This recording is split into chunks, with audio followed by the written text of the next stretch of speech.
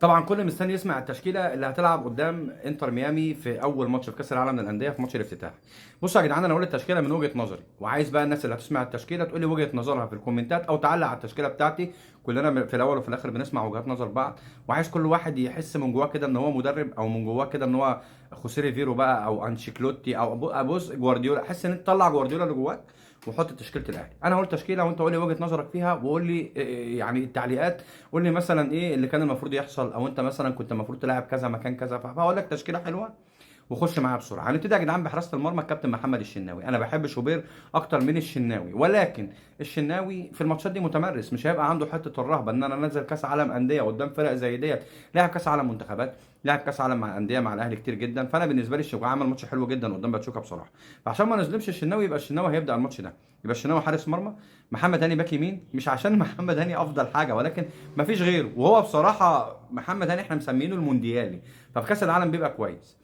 هروح للباك الشمال بقى. انا بالنسبه لي الباك الشمال واحد من الاثنين يلعب، يا يحيى عطيه الله يا مصطفى العش. مصطفى العش هيبقى له ادوار دفاعيه بحته بقى. ليه؟ هيخلي الجناح اللي هو بيلعب في الجبهه بتاعته يلعب باريحيه. يحيى عطيه الله برضه هيبقى له ادوار ولكن هجوميه. يعني يحيى عطيه الله هيفيدك في الاوفر، لو زاد بيعمل لك اوفر جامد جدا، اوفر بالمقاس. في الكور الثابته اللي بتبقى على ناحيته، الكور الثابته اللي على ناحيته بجون.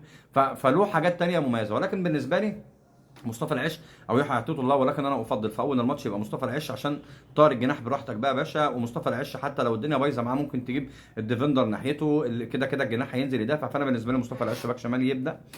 فالسرد باكين بقى اتمنى ان انا اشوف مثلا اشرف داري وياسر ابراهيم. اشرف بيكهام عمل ماتش حلو جدا، ولكن انا خايف يكون الماتش ده ماتش استثنائي. فمش عايز انزله مثلا في ماتش انتر ميامي احس ان الدنيا واقعه معاه.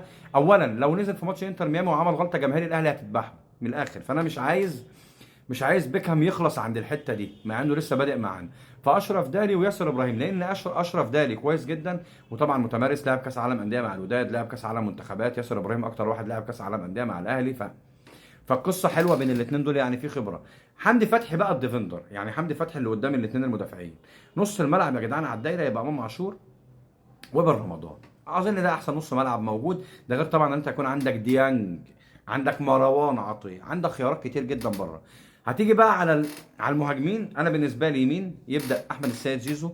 وهقول لك على حاجه، في ناس كتير قالت طاهر، ولكن انا وجهه نصر احمد السيد زيزو. ليه بقى؟ انت هتلعب بوسام، فانا بالنسبه لي احمد السيد زيزو متميز في الاوفرات، بيعمل اوفرات زي ما الكتاب قال طبعا. وفي نفس الوقت بيشوط من بره المنطقه حلو جدا، يعني بيخش للعمق وبيشوط وبيعمل مجهود خارق. وكمان بيدافع. فانا بالنسبه لي احمد السيد زيزو هو اللي يبدا جناح يمين، تريزيجيه يبدا جناح شمال، وسام ابو علي يبدا هجوم. دي التشكيله يا جدعان اللي من وجهه نظري ان هي تبدا الماتش بتاع انتر ميامي.